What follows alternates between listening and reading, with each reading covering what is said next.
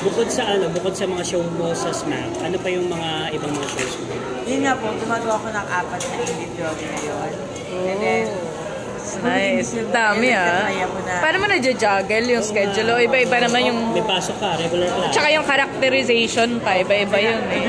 Hindi naman basta sabi mo, uy, pare-parang...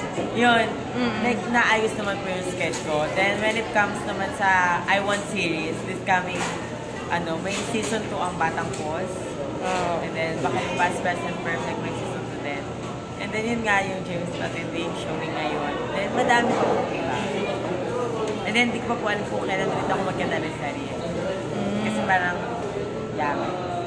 Pero kung papipiliin ka ngayon, kunyari biglang sinabi sa'yo ng mga bossing, o Aura, saan mo gusto pumasok na teleserye? Anong pipiliin mong teleserye? Bukod sa probinsyano.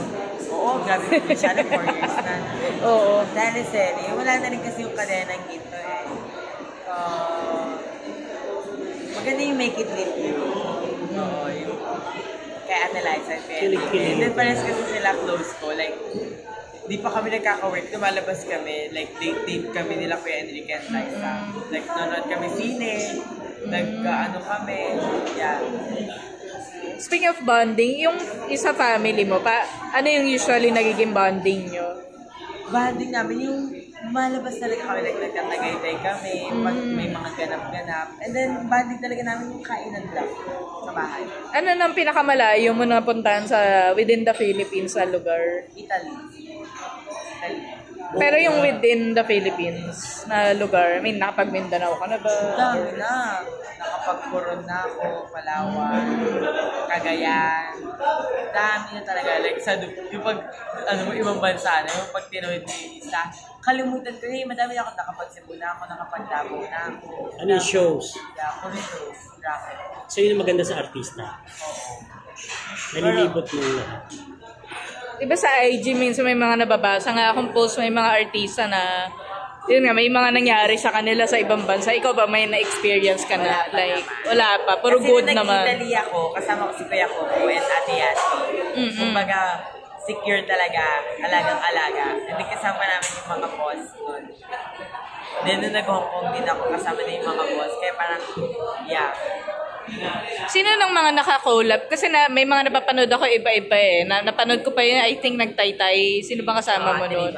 Oo, sino yung mga naka-collab mo na YouTubers? May si Ate Riva, si Casey.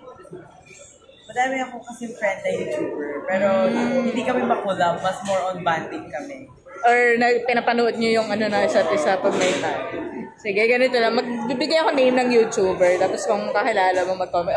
Or kahit hindi, kung napapanood mo, sige. Subscribe ko siya. Yeah, or kung ano impression mo. Ano na ba? Si Loisa. Nagbablog din yun. Loisa, Nalyo. Anong masasabi mo? Kalog. Kasi sobrang kalog talaga namin. Kung magkasama kami, lahat din namin nagagawa ng maayos. Minsan yung namin, sobrang tawa lang ng tawa. Ivana Alawi. Sexy. Super sexy ni Ivana. Like, kasi kaya mo ba yun? Rin siya. Oo naman, kaya ko yun. Hindi ako mamatalo sa IG ko. Sa ligaya ka daw ilalagay. Sa ligaya, kaya wala pang teleresort. Diba? Kasi nakatama IG ko, puro simsut-simsut. Kung kaya nila, kaya ni Aura. Nadine Luz. Hindi ako Aura, kundi ako Aura. Kundi ako Aura. Yes. Sanderford / Marlu.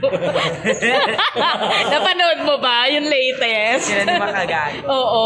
So ano masasabi? Napanood mo? Nag-iba yung face ko. No?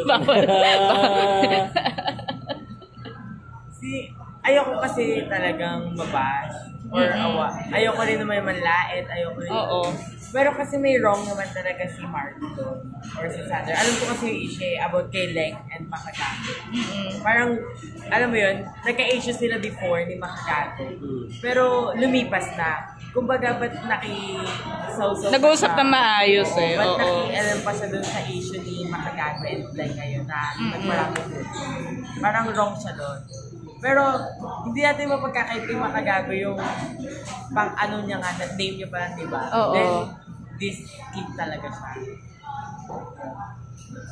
And syempre si Makagago, sobrang Kasi doon siya sa totoo.